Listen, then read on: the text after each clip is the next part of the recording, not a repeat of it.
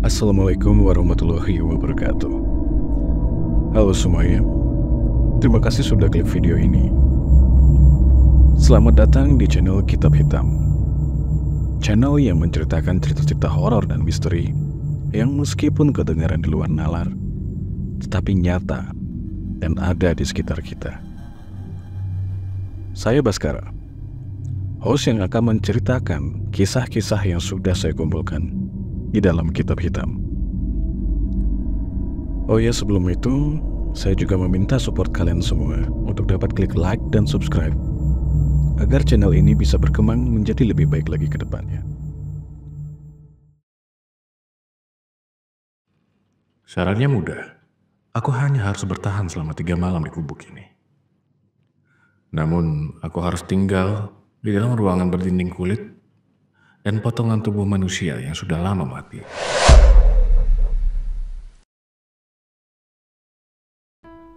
Banyak sekali cara yang dilakukan oleh manusia yang ingin sekali mendapatkan kekayaan dengan cara instan.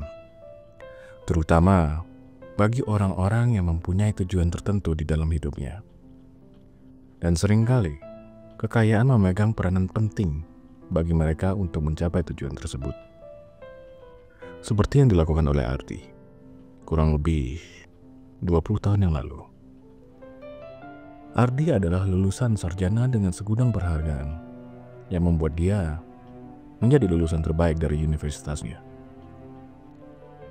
Ardi bercita-cita menjadi seorang pejabat publik dengan impian besar untuk menjabat sebagai seorang kepala desa. Dengan segudang prestasi yang telah diraihnya, Ardi bertekad untuk membawa perubahan dan memajukan desanya. Tekad inilah yang mendorongnya bekerja keras demi mewujudkan mimpinya tersebut. Namun, kenyataan tidak selalu sejalan dengan harapan. Impian besar Ardi untuk menjadi kepala desa mulai terasa semakin jauh dari genggamannya. Dia segera menyadari bahwa kecerdasan dan prestasi saja tidak cukup untuk mencapai posisi yang dia inginkan. Terutama di lingkungan seperti kampungnya ini. Ada satu syarat lain yang tak terelakkan. Harta kekayaan. Orang tua Ardi dengan pengorbanan luar biasa telah menjual seluruh harta benda mereka demi pendidikan Ardi. Tanah warisan keluarga yang telah turun-temurun dijaga dengan susah payah kini juga ikut dijual. Seluruh kekayaan keluarga kini terkuras habis untuk membiayai kuliah Ardi, dan pada akhirnya Ardi tidak memiliki apapun yang tersisa. Kini dia pulang tanpa apa-apa, hanya dengan ijazah dan mimpi yang sudah mulai memudar. Ardi juga memahami kenyataan pahit lainnya. Di kampungnya, penghormatan dan pengaruh tidak datang dengan mudah. Ada 2 cara untuk dihargai di sana. Memiliki kekayaan yang melimpah yang membuat orang lain memandang dengan segan, atau mendapatkan jabatan yang cukup tinggi. Sebuah posisi kekuasaan yang membuat orang-orang di sekitar Ardi menghormatinya. Tanpa salah satunya, Ardi hanya akan menjadi orang biasa yang tidak dianggap istimewa di mata masyarakat. Meskipun Ardi kini sudah bergelar sarjana dan menjadi satu-satunya orang di kampungnya yang berhasil menyelesaikan kuliah, kekayaan tetap menjadi bagian penting yang tak bisa diabaikan. Hal ini menjadi syarat utama untuk meraih suara dalam pemilihan nanti, terutama ketika harus bersaing dengan orang-orang yang sudah lebih dikenal. Namun, latar belakang orang tuanya yang hanya buruh pabrik kecil di pinggiran kota menjadi penghalang besar bagi Ardi. Setiap langkah terasa berat, dan impian menjadi kepala desa yang dulu tampak dekat kini semakin menjauh. Meski dia satu-satunya sarjana di desanya, kekayaan adalah syarat mutlak untuk dihormati dan didengar. Menolak menyerah, Ardi memutuskan untuk mencari peruntungan di bidang lain setelah lulus. Dengan tekad yang membara, dia meninggalkan kampungnya. Menyadari bahwa tanpa harta cita-citanya hanya akan menjadi mimpi kosong. Dia berjuang keras, mengumpulkan setiap rupiah sebagai modal untuk masa depan. Dalam hatinya, Ardi berjanji akan kembali, bukan sebagai pemuda tanpa apa-apa, tapi sebagai sosok yang siap bersaing. Impian untuk memimpin desanya masih menyala, dan dia akan melakukan apapun untuk mewujudkannya. Ardi telah berulang kali melamar pekerjaan, berusaha meniti karir sambil mengumpulkan modal untuk memasuki dunia politik di kampungnya. Namun setelah 4 tahun berjuang, semua harapannya hancur saat orang tuanya di PHK dari pekerjaan mereka. Uang yang dikumpulkan untuk impiannya kini harus dialokasikan untuk memenuhi kebutuhan sehari-hari keluarganya. Impian politiknya semakin jauh, terhimpit oleh realita pahit yang tidak pernah ia duga. Ardi belum menyerah. Meski harapannya mulai terbungkus kabut kelam, cita-citanya untuk menjadi pejabat publik yang terpandang masih menyala dalam hatinya. Namun cahaya itu semakin redup, terdesak oleh bayang-bayang keserakahan. Seiring berjalannya waktu, jalan yang dia pilih semakin melenceng, dipenuhi godaan untuk meraih kekayaan dalam sekejap, sehingga pikirannya pun tidak lagi jernih. Kini di balik wajah yang tampak biasa, Ardi menjalani kehidupan ganda. Dia bekerja di sebuah perusahaan, tetapi dalam kegelapan malam, dia terjebak dalam permainan berbahaya sebagai bandar togel. Bisnis ini bagaikan racun, menyebar dengan cepat di desanya, dan Ardi tak kuasa menolak tawaran menggiurkan yang datang bersamanya. Dia terpesona oleh aliran uang yang mengalir deras ke tangannya. Jumlah yang menggiurkan jauh lebih banyak dibandingkan gaji yang ia terima dari pekerjaannya. Namun setiap lembar uang itu terasa dingin dan membawa beban, seolah setiap kemenangan menuntut sesuatu yang lebih besar. Ardi kini berlayar di tengah badai, terjebak antara impian yang memudar dan godaan yang menanti untuk menelannya hidup-hidup. Ardi terjebak dalam rutinitas yang melelahkan. Siang dan malam berusaha mencari uang. Dari pagi hingga sore, ia bekerja, dan ketika malam tiba, ia menunggu pelanggan di tempat tertentu untuk menjual nomor togel. Hari-harinya terasa cepat berlalu, terperangkap dalam siklus yang tidak ada habisnya. Uang yang berhasil dikumpulkan mulai bertambah sedikit demi sedikit.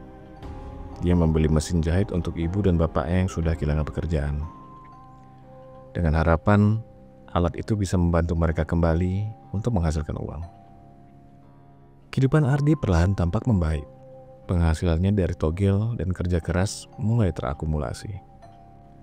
Kini dia tidak terlalu khawatir tentang nasib orang tuanya karena mereka sudah membuka usaha jahit di rumah. Namun meski semua terlihat lebih baik, Ardi merasakan ketidakpastian yang menyelibutinya, seolah keberuntungan ini bisa sirna kapan saja. Dan benar saja, kenyataan pahit itu datang dengan cepat. Hanya dalam 2 tahun, bandar togel besar di ibu kota ditangkapi polisi. Hal ini memutus sebagian besar sumber pendapatan Ardi.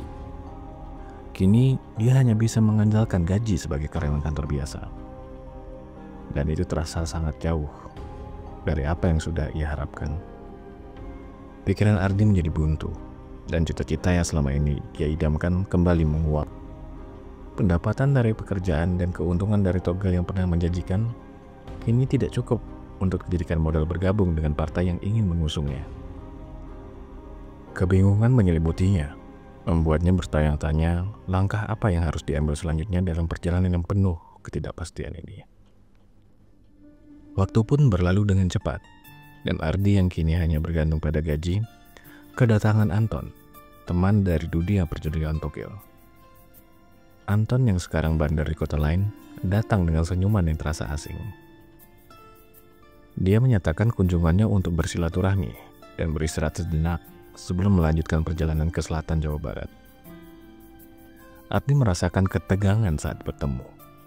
Di satu sisi, senang bertemu wajah familiar, tetapi di sisi lain, pertemuan ini menghidupkan kembali kenangan yang ingin dia lupakan. Dia tak bisa menahan rasa ingin tahunya tentang kehidupan Anton sekarang. Apakah perjudian semakin menggoda, atau justru semakin membawa masalah? Awalnya Ardi tidak terlalu memikirkan tujuan Anton datang ke rumahnya. Dia menyebut Anton seperti teman biasa dan mengobrol santai tentang kehidupan mereka. Di, bukannya kamu ingin jadi kepala desa? Makanya kamu ngumpulin uang dari toga sebagai modal untuk pemilihan nanti kan? Kata Anton, sambil memperhatikan Ardi yang terlihat lesu. Ardi hanya mengangguk sambil mendengar perkataan itu. Ia menyadari bahwa cita-citanya kini terasa semakin jauh, seperti angan-angan yang sulit dicapai dengan modal yang ada. Untuk terjun ke dunia politik, dia tahu bahwa dia harus memiliki cukup uang untuk membangun citra baik di mata warga kampungnya. Hal ini membuatnya merasa agak bimbang, menyadari bahwa jalannya tidak semudah yang ia harapkan. Suka atau tidak, begitulah permainan di dunia ini, dan Ardi hanya bisa meratapi nasibnya yang sekarang. Namun sepertinya Anton memiliki solusi. Dia menepuk pundak Ardi sambil berkata, Setelah kita semua berhenti jadi bandar togel karena bandar besar di ibu kota tertangkap, aku jujur merasa kehilangan arah. Tidak ada penghasilan, hanya jualan bensin eceran di depan rumah. Tapi hampir sebulan ini, usahaku mulai membaik. Dan sekarang aku bahkan sudah bisa membuka usaha lain. Aku bahkan sudah punya pegawai, Dik. Aku menemukan cara untuk membuat bisnisku berjalan lancar. Dan mungkin kamu juga bisa coba hal ini. Awalnya, Ardi hanya terdiam, tidak merespon perkataan Anton. Namun di tengah kebuntuan yang melanda dirinya, dia merasakan secercah harapan mulai kembali muncul. Maksudmu, jika aku melakukan itu, aku bisa sepertimu sekarang, Ton? Tanya Ardi, penasaran dengan apa yang Anton katakan. Anton mengangguk senang sambil mendengar pertanyaan Ardi. Tubuhnya mendekat dan kepala melirik ke kiri dan ke kanan, memastikan tidak ada yang mendengar percakapan mereka di rumah itu. Tapi, ketika kamu memutuskan untuk melakukan ini, tidak ada jalan mundur. Apa yang akan kamu kerjakan akan sangat berat. Bahkan bisa mempengaruhi jiwa dan mentalmu. Anton terdiam sejenak sebelum melanjutkan. Namun aku pastikan, setelah kamu menyelesaikannya, hidupmu akan dipenuhi harta. Dan kamu akan meraih cita-citamu yang selama ini kamu impikan. Ardi terdiam, berpikir keras tentang apa yang baru saja didengarnya. Sebagai orang yang cerdas, dia mempertimbangkan semua kemungkinan yang ada. 10 menit pun berlalu. Dan antara pikirannya mulai kabur dan keinginannya untuk mendapatkan modal bagi cita-citanya, dia akhirnya mengiyakan ajakan Anton. Kalau itu memang jalan keluarnya, oke lah, aku ikut. Kata Ardi, sambil sedikit bersemangat. Setelah Anton menjelaskan segalanya, keinginan Ardi semakin membara. Dia merasa ini satu-satunya cara untuk meraih kekayaan dan modal yang dia butuhkan demi menggapai cita-citanya. Meskipun hatinya sedikit gelisah, dia merasa ada sesuatu yang tak sepenuhnya benar. Pagi harinya, tanpa keraguan, Ardi dan Anton berangkat bersama menuju sebuah gunung di selatan, tempat ritual itu akan dilakukan. Ritual yang Anton yakini bisa menjadi jawaban atas semua masalah Ardi.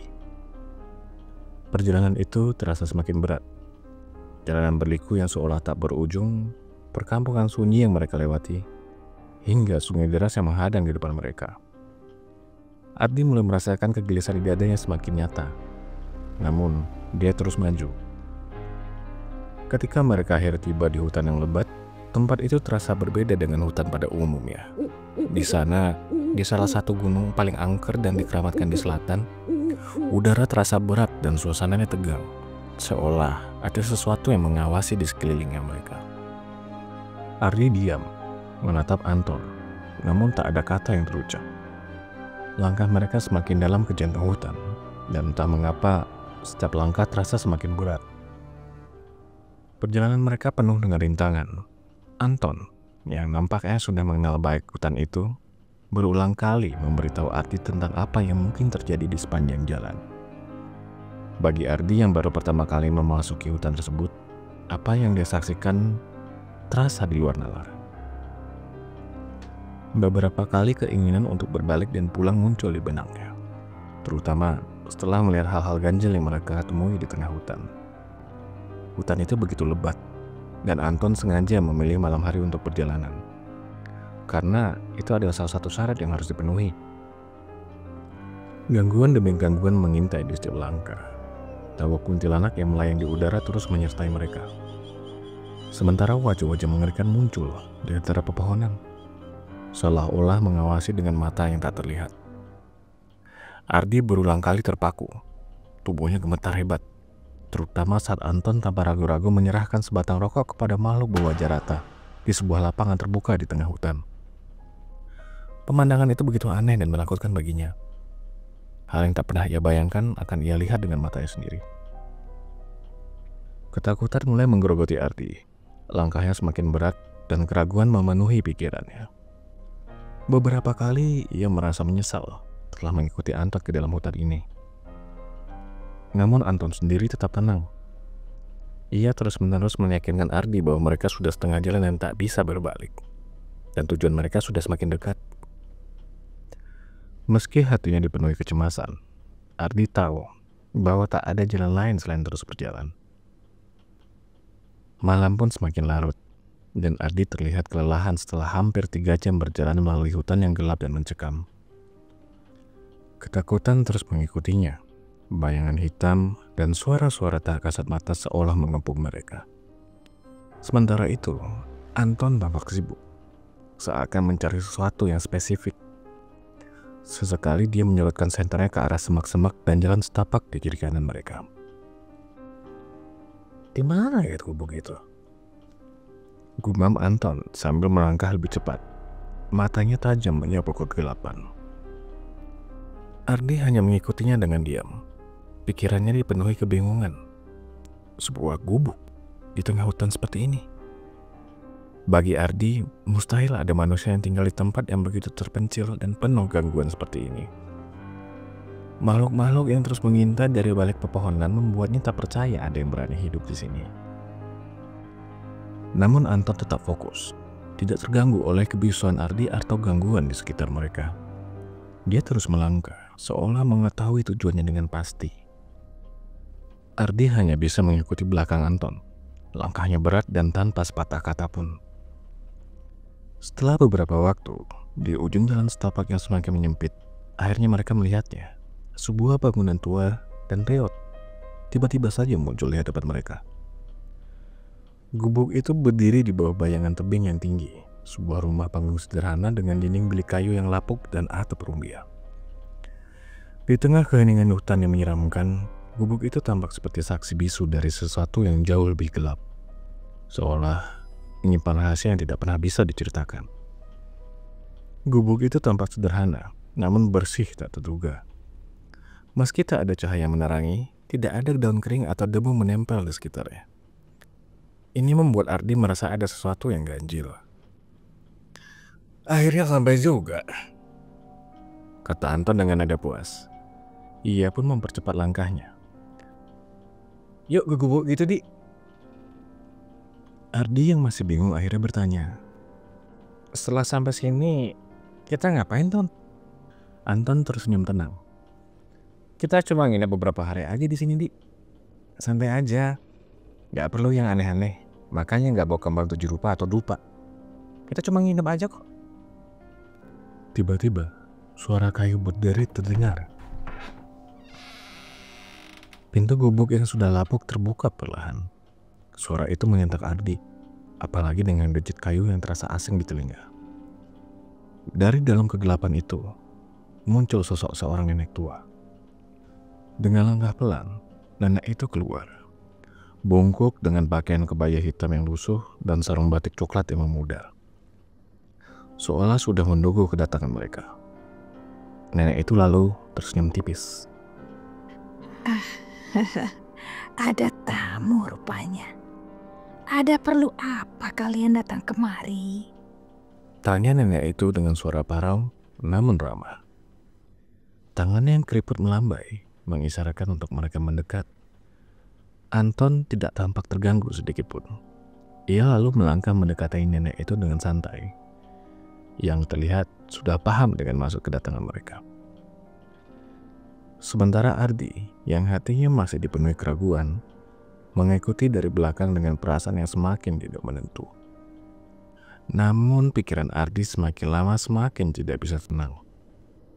Logikanya yang selama ini selalu berpijak pada hal-hal rasional, mendadak terganggu. Mana mungkin ada nenek-nenek yang tinggal di gubuk tua di tengah hutan begini? Pikirnya sambil mematung. Jangan ngelamun, Di. Bahaya. Sergah Anton yang lalu menghampirinya. Ardi saat itu masih terdiam. ketika nenek itu muncul di hadapan mereka. Kita ke dalam. Nenek udah datang menyambut kita nih. Udah tinggal ikut aja.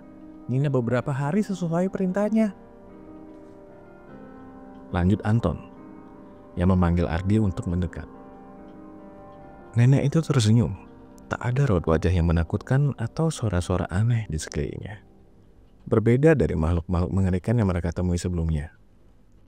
Namun, justru rasa takut Ardi semakin lama semakin membesar. Ada sesuatu yang tak kasat mata tentang gubuk ini yang membuat bulu kudungnya merinding. Edi, cepetan. Anton terus memanggil, dan Ardi dengan hati penuh keraguan akhirnya memberanikan diri melangkah mendekati gubuk. Nenek itu tersenyum lembut lagi, lalu mempersilahkan mereka masuk.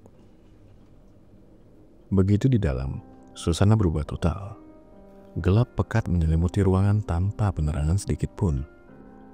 Ardi dan Anton hanya bisa mengikuti nenek itu, meski mereka tidak bisa melihat jelas apa yang ada di sekeliling mereka. Yang mengejutkan, bagian dalam gubuk itu terasa jauh lebih luas dari yang terlihat dari luar. Lebih besar dari rumah-rumah di ibu kota. Kalau mau menginap, di sini aja ya, Cu. Kata nenek itu sambil tersenyum. Ardi tetap diam, mengikuti Anton dari belakang, tanpa sepenuhnya memahami apa yang akan mereka lakukan di tempat ini. Nenek itu mempersilahkan mereka duduk, lalu berbicara. Suaranya terdengar samar di dalam ruangan gelap ini. Sebenarnya tidak perlu dijelaskan, Cu. Dengan kalian datang ke sini saja, nenek sudah tahu maksudnya. Ini bukan ritual yang sulit, meskipun tidak sama memuja ular atau memuja Raja Buta di puncak gunung. Tapi tenang, tak perlu tumbal yang aneh-aneh. Tak perlu mengorbankan nyawa orang lain. Nenek itu kembali tersenyum, namun kali ini senyumannya tampak lebih menyeramkan di tengah kegelapan yang makin mencekam. Meskipun nenek itu tidak menunjukkan tanda-tanda ingin menakut-nakuti, wajahnya yang penuh keriput dan rambut putihnya yang kusut terlihat samar di dalam gelap. Efek ini membuat siapapun yang melihatnya akan merinding. Syaratnya gampang, Cuk. Kamu hanya perlu menginap 3 hari di sini. Tapi tidak boleh keluar apapun yang terjadi. Ujar nenek itu dengan suara yang serak. Yang kedua, kalau sudah beres, pulang saja. Tapi ingat, kamu harus merenovasi rumahmu setiap bulan. Itu tidak boleh berhenti seumur hidup. Kalau tidak, usaha kamu tidak akan diberi kelancaran.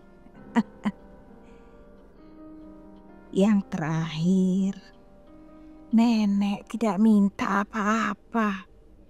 Cuma satu hal. Saat kamu mati nanti, kamu harus kembali ke sini ya untuk menemani nenek. Menjaga nenek di gubuk ini supaya nenek tidak sendirian. Nenek itu menatap Ardi. Senyumnya samar dalam kegelapan. Bagaimana? Siap? Ardi masih terdiam. Pikirannya penuh dengan kebingungan. Apakah benar hanya dengan menginap dan merenovasi rumah setiap bulan, aku bisa menjadi kaya? Begitu pikirnya. Selama ini, dia selalu berpikir logis. Namun pada saat ini logikanya seperti mati rasa. Tidak ada yang masuk akal di gunung ini.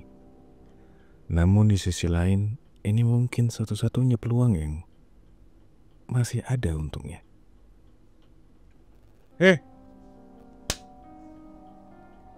Jangan ngelamun. Siap nggak? Seru Anton sambil menepuk pundak Ardi. Iya, Nek. Jawab Ardi sambil terbata-bata. Ia akhirnya setuju. Nenek itu lalu mengangguk, tersenyum puas. Bagus, bagus. Nenek janji setelah ini usahamu akan sukses. Tapi ingat, kuatkan dirimu untuk menghadapi ujian ini. Ujian, Nek? Tanya Ardi dengan bingung.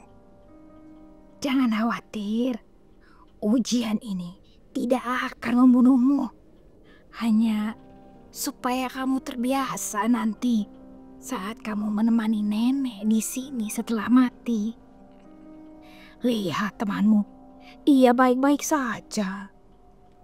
Ujar nenek itu sambil menunjuk ke arah Anton. Ya sudah, kalau begitu ya. Lanjut nenek itu sambil berdiri. Ayo kita keluar. Biarkan dia sendirian di sini selama 3 hari. Anton mengangguk dan mengikuti nenek itu keluar, meninggalkan Ardi yang masih diliputi keraguan dan ketakutan. Ardi tak bisa berkata apa-apa saat Anton bangkit berdiri, meninggalkannya sendirian di ruangan yang gelap itu. Rasanya ada sesuatu yang sengaja tidak diberitahukan oleh Anton. Suara langkah kaki Anton dan nenek itu memudar ke dalam kegelapan, diikuti oleh suara pintu kayu yang menutup rapat. Sekarang Ardi duduk sendirian, hanya ditemani kresek berisi bekal seadanya untuk 3 hari ke depan. Waktu berjalan dengan lambat. Sudah 15 menit berlalu dalam keheningan. Hanya suara detak jantungnya lah yang menemani. Ketidakpastian menyelimuti pikirannya, membuat ia gelisah dan resah. Di tengah ruangan gelap ini, logika yang selama ini ia pegang teguh semakin terasa tidak relevan. Ini semua terasa salah.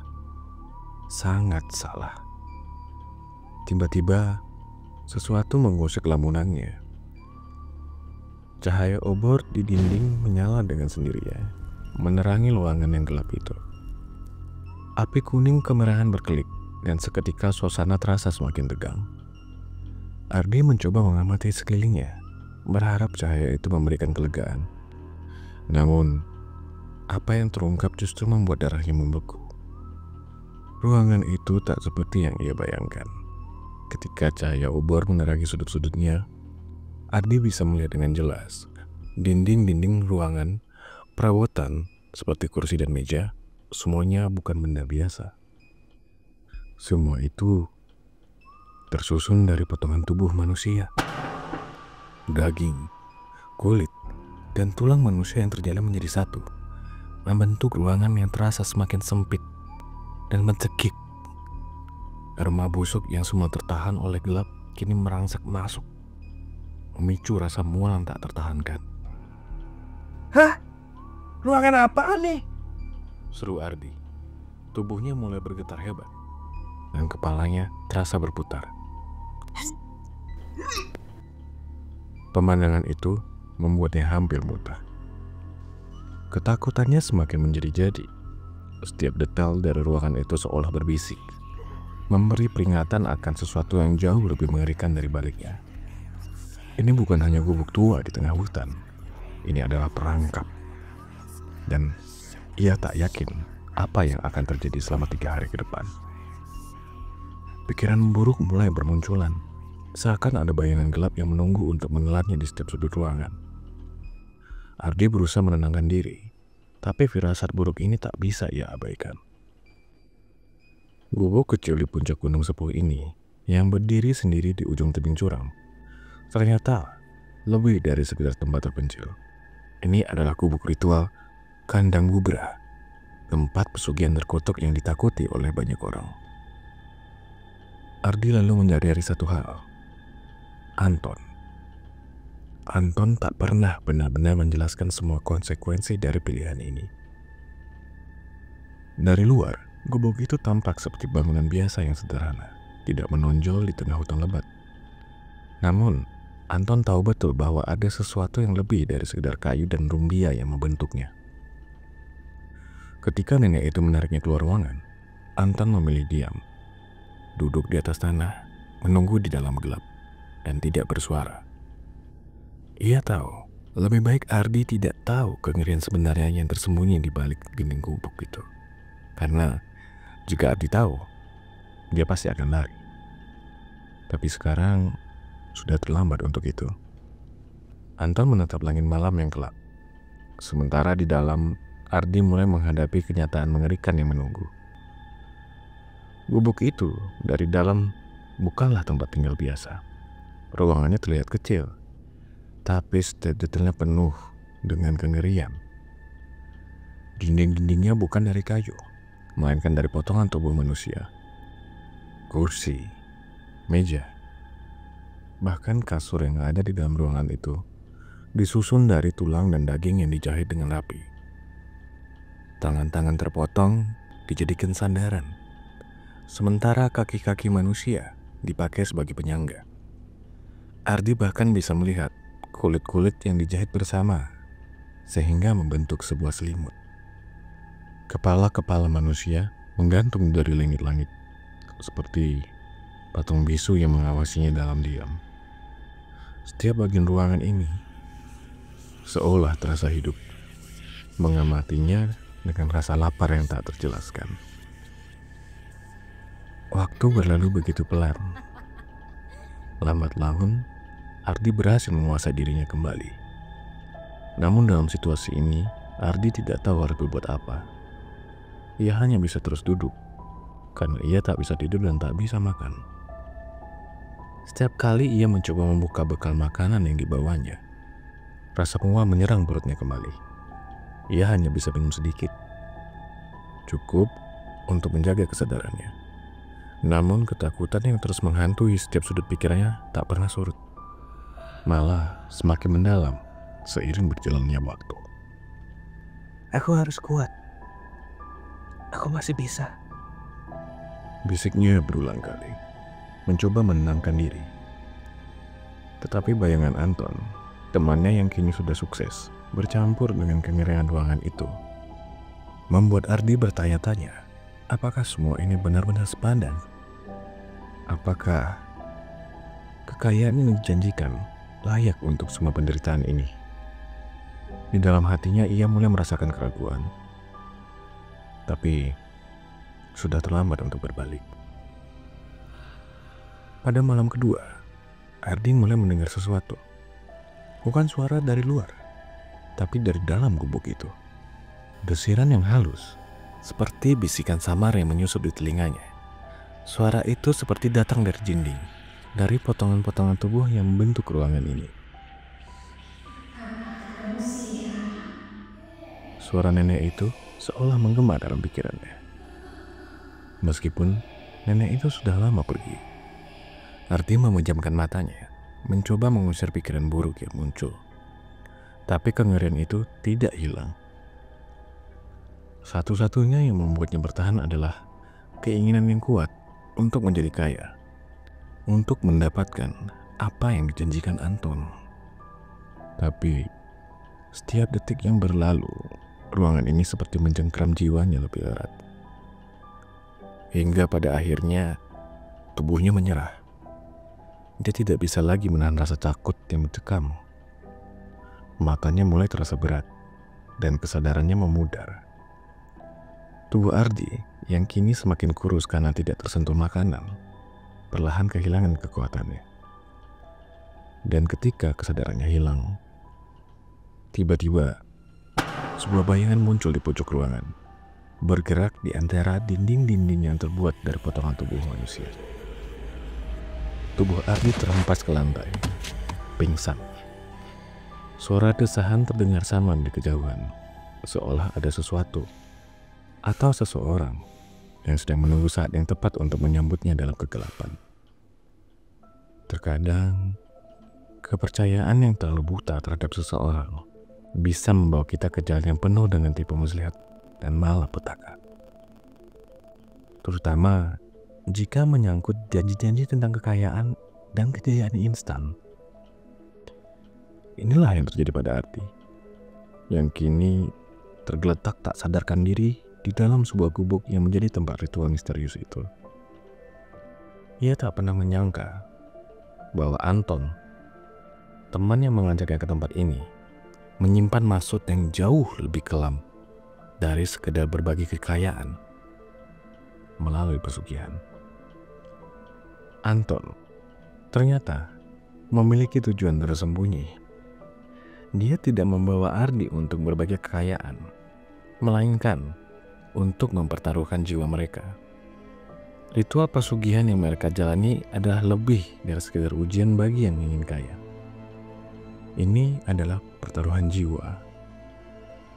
Dalam ritual ini, seseorang harus mengajak orang lain ke tempat pesugihan tersebut.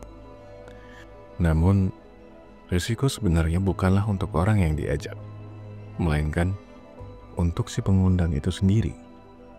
Dan Anton sudah tahu ini sejak awal.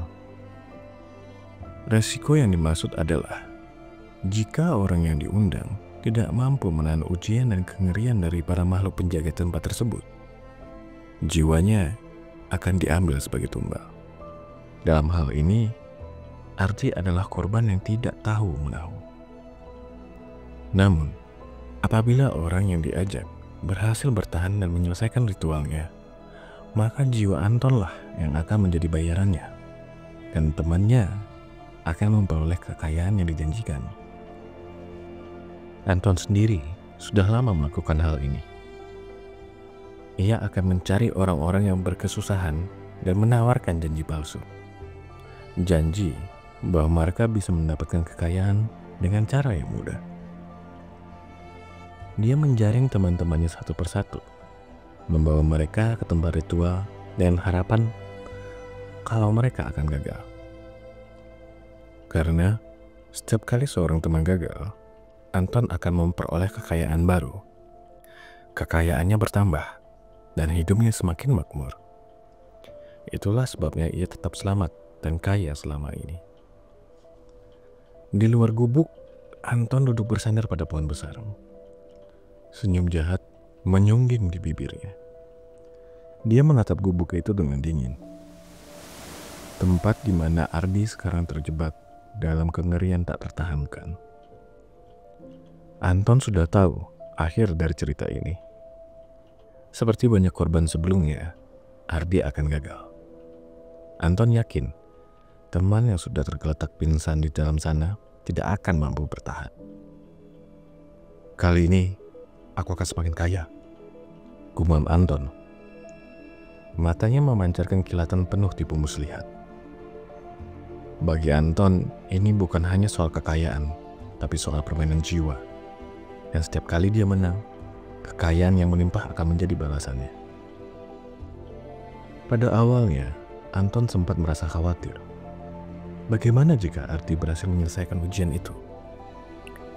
Jika Ardi mampu bertahan selama 3 hari, maka nasib buruk akan menimpa Anton.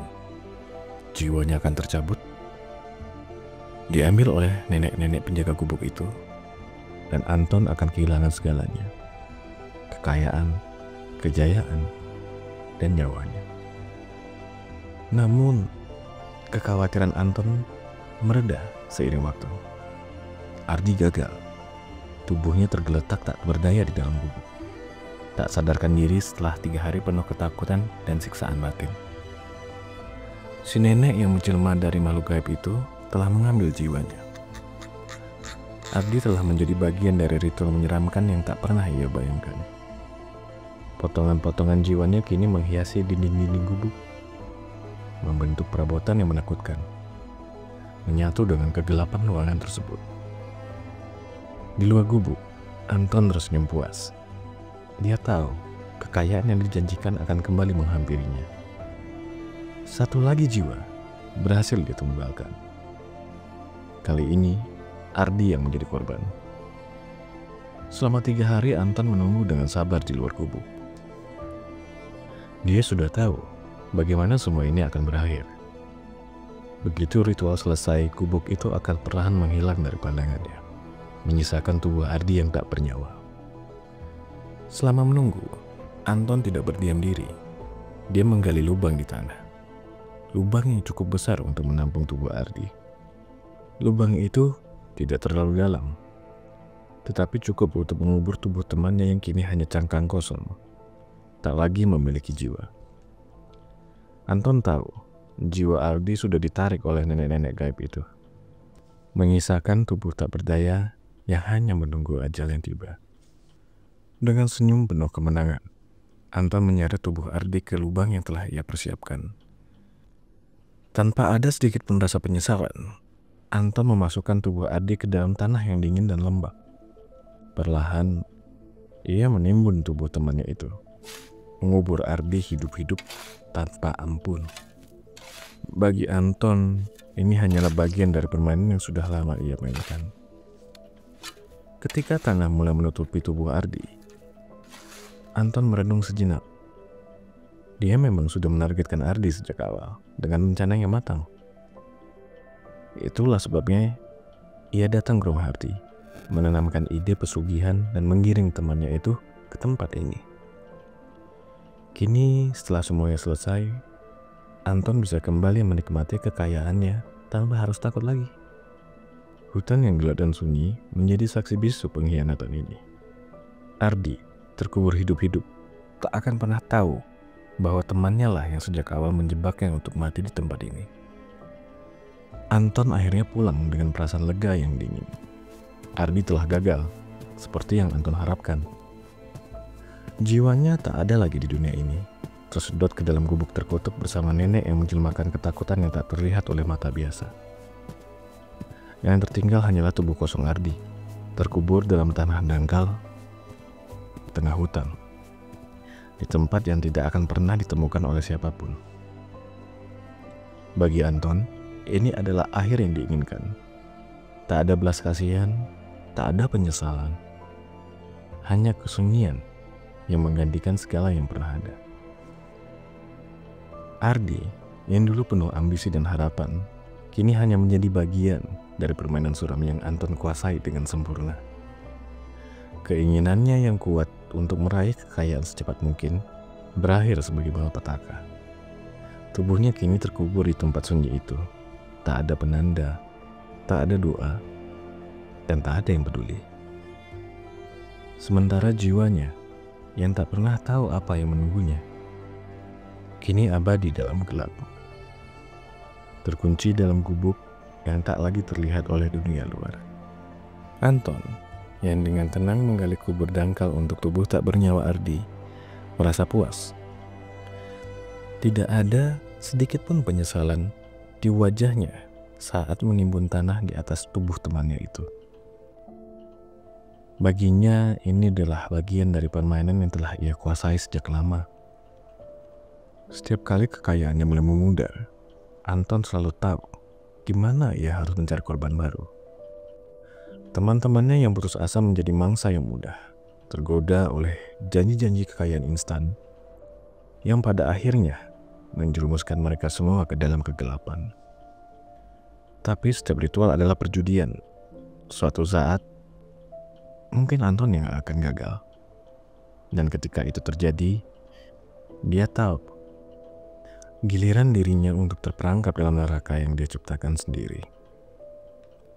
Tapi sampai saat itu tiba, Anton akan terus tersenyum. Selalu ada jiwa baru yang bisa ditawarkan. Apakah ada teman kalian yang seperti itu? Hati-hati ya. Karena bukan kekayaan yang bisa kalian dapatkan dengan pesugihan. Namun bisa jadi malah kalian yang dikorbankan untuk jadi tumbal mereka.